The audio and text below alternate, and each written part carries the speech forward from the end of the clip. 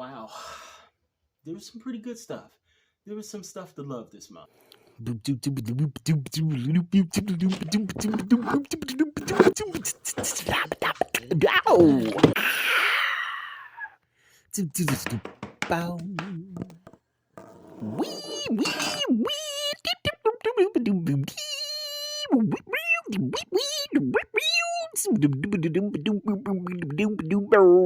Wow. Hey everybody, Michael Stevenson here. Welcome to my YouTube channel. You are currently watching the entertainment industry series, and frankly, you don't really have to watch the other episodes to actually watch or enjoy this little video. I encourage you to do so though, because I am trying to put all these episodes out in a sequential order, and I'm building on the ideas here on the channel so that we can build a language, a lingo together to talk about some things. But in this video, because if you do go back and look at my original video, my opening video for why I'm doing this, I believe, hopefully I'll list the episode number in the description down below.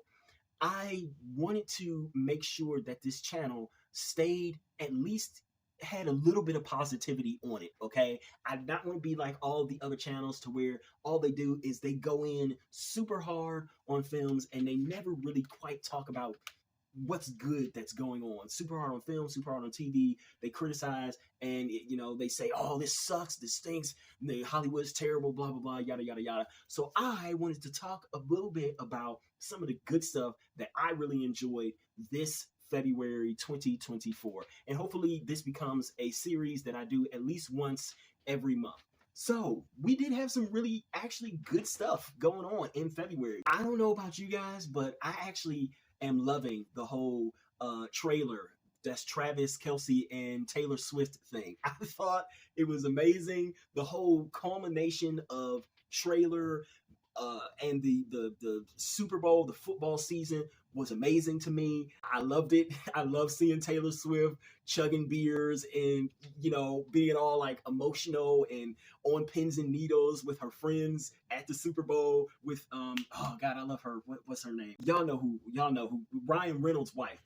I love Blake. I actually love them as a couple, Blake Lively and Ryan Reynolds. If I was a celebrity, hopefully soon I am, I would model whatever relationship I got in after theirs because I love it. The public parts at least.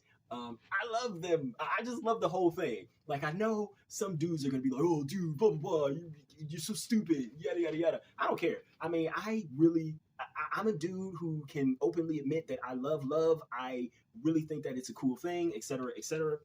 So I like seeing them together, but I also did, I did rather enjoy the fact that it kind of just pissed a certain demographic of people off to see them together. Like, it's Taylor Swift. She's going to be with dudes. I just, I never understood that, but it was so funny to me. I like also that the Super Bowl actually made me pay attention to it this, at least for this month. The game, the Super Bowl, it was actually a really good game. And usually I don't even watch the Super Bowl. Listen, there's almost nothing in this world that's ever going to make me care about football in general. It's just not my sport. Yes, I'm an American, but basketball is just my thing. Football, I just don't care about. I'm sorry. And so the whole Taylor Swift and Travis Kelce thing, Travis bumping his coach and everything, I even kind of loved that. I was like, oh man, I can't believe he did that. But like, oh, and then I was like, what did Taylor think about it? But then also the fact that the game in and of itself was really good. That actually made me legitimately care about the Super Bowl for the first time in, I want to say, 15 or so years. I watched from the halftime. I love the halftime show with Usher all the way through to overtime and actually paid attention, which never happens. I really loved it. I really loved the Super Bowl and the Chiefs winning. I can't even remember who said it, but I think that they're right. The Kansas City Chiefs are, in fact, America's new team. The Dallas Cowboys were for a long time, but I think the Kansas City Chiefs are America's team now. I love that. We also got to talk about the big one, the return of TV. Oh, yes, thank God, right? So the strikes ended in October and November. I think the writer's strike ended in October 1st and then the actors in November. So they didn't have a whole lot of time to put some stuff together, But it seemed like, yeah, they were working through some holidays. It seemed like to get the seasons actually going. You did start with a few new shows. Tracker's got the guy from This Is Us on there. He's playing like a not a bounty hunter, but he calls himself a rewardist. So I don't know if you've seen it, but if you haven't seen it, it's on CBS on Sundays. He basically goes and he finds missing people for the reward money. So you have a missing daughter, you put out a $5,000 reward. He will go and actually find that person specifically for the reward money. That's how he makes his living. I'm really liking the show. It is similar to, but has its own vibe. It's similar to Found, the other show in which this girl who was previously kidnapped, previously abducted, she is using her old kidnapper to find new people. So Tracker is sort of similar to that, where he's finding people and everything, all that stuff. So it's an okay show so far. It's an okay show. It's not going to be award winning. It's not going to be a prestige show, but it's a nice little procedural show, case of the week type of thing. Love that. I'm just really glad that TV has returned in general. Like, just the fact that we are finally getting a new season of legitimate TV that isn't reality TV or isn't some sort of cast together new seasons or new series and all that stuff. We're getting some old stuff. We're getting some new stuff. And it's slowly rolling out. I'm loving it. Speaking of, I don't know if you guys watched The Rookie. Again, it's another procedural sort of thing, following rookie cops. Nathan Fillion, he's on the show. He stars in the show. He leads it. And they just had, I think it's their second episode. I like the show, but I really love the song that they made up for the show. Listen, I don't know where they found this band. I don't know if the band exists outside of the show, if they wrote the song, if the show wrote the song. I don't know. But it's like Sexy Cop or Daddy Cop. Hilarious. I love that song. It was one of the big comedy highlights of last season. So this season they brought the same band back and they made it an even bigger thing. They have like a whole gospel choir singing the song. It's hilarious. I love it. I absolutely adored that. That just was the highlight of my night when I watched that show. God, man, what else? There were a few other good things. I like the fact that we had another Black History Month and we had at least one good movie for Black people. Now, listen, yes, you can argue and debate whether or not the Bob Marley biopic was actually a good movie or not, but I love the fact that that biopic, it did what it needed to do. And this is exactly one of the things that I argued for in my release dates video, and saying why February is not on the top 4 list of bad months to release a movie in. It's January, and then it skips February, March, August, September.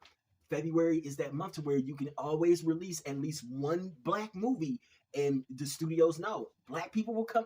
If it is something that they really want to see, or it's a movie that is starring somebody that they want to see, they're gonna come out for it. They just are. That Bob Marley biopic did like $50-something million. I think it's opening week. Now, I think it did open the week of Valentine's Day. So they had a 6-day take instead of just the regular 2 or 3 day take. And this is also one of the things, I don't want to try to be negative or anything in this video, but this is also one of the things that I was arguing for Dune Part 2. I do wonder what kind of box office potential bump Dune Part 2 might have enjoyed had it moved up because it had moved from its March 15th up to March 1st. Why not just move all the way into February? It didn't have hardly any competition, and it could have opened on Valentine's Day because what? Okay, y'all, so I apologize for this. If you are watching along, you're probably seeing some repeat video. The audio is not syncing with the picture. It is not supposed to. what happened is that apparently my phone just cut off the last 2 or 3 minutes of the video that I was recording.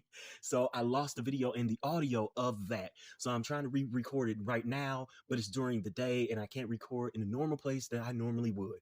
So just to give you guys what I was trying to say is that I was really intrigued to see what it would have been like if Dune Part 2 had opened on Valentine's Day. All it had was Madam Web as the competition, and let's keep it real, Madam Web, it was no competition for it. But then on top of that, for Dune Part 2, you had what? You had the two things going for it. One, it does in fact have a love story in it, right? So even if there was a dude who was like, oh man, my girlfriend, she didn't like Dune Part 1, but it's Valentine's Day, you maybe could convince her to actually go, oh, there's a love story in it this time, blah, blah, blah, yada, yada, yada. That plays well, does it not?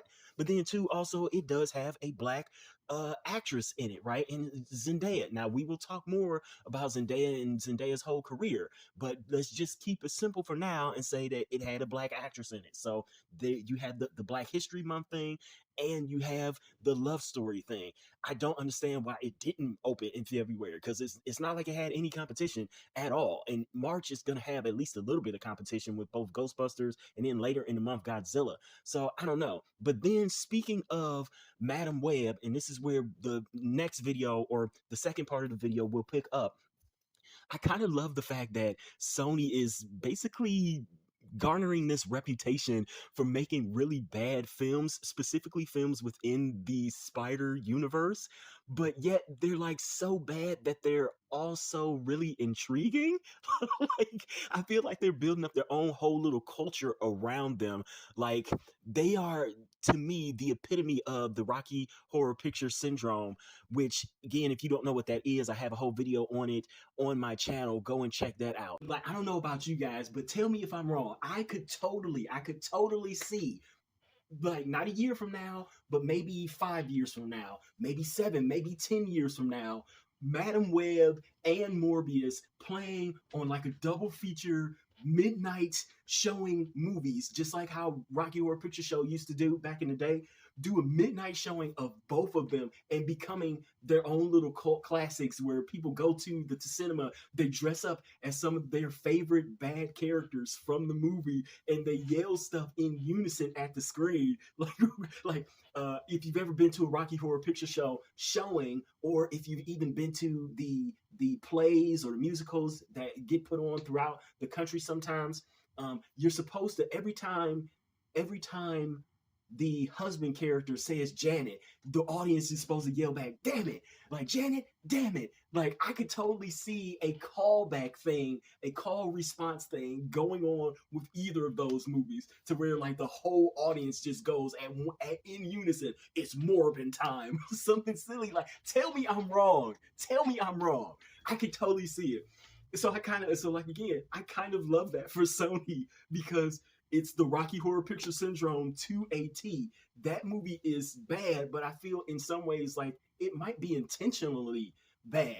And they'll probably re-release it a couple of times, and people will be like, oh, like the first time they'll re-release it, people will be like, oh God, this is terrible. Why are they doing this? But just keep re-releasing things, Sony.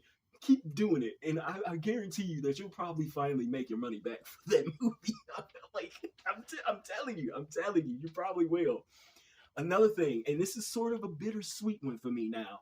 I love the fact that we actually did get, finally, we got news of who was going to be in the Fantastic Four. Now,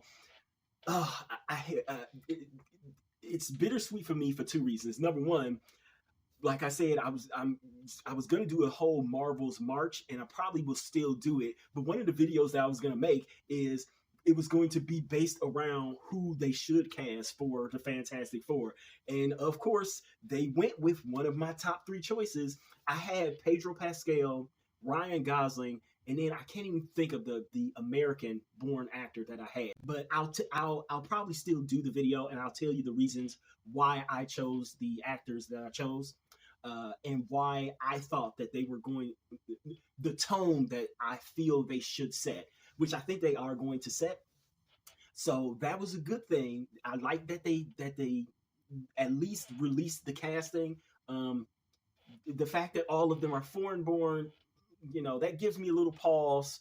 We'll talk about that in some other videos. I think I mentioned my concern about almost all of our top actors and actresses being foreign born, but that's a whole different thing. We're going to try and keep it positive here. And another part of the bittersweet thing is that they did say that they are moving away from Kang. So I'm keeping real fresh and funky all the way 100 with y'all. I would actually love to play Kang. I would love to play Kang. I hope that Marvel doesn't move away from Kang quite yet. And I know a lot of people are like, oh, they ruined Kang.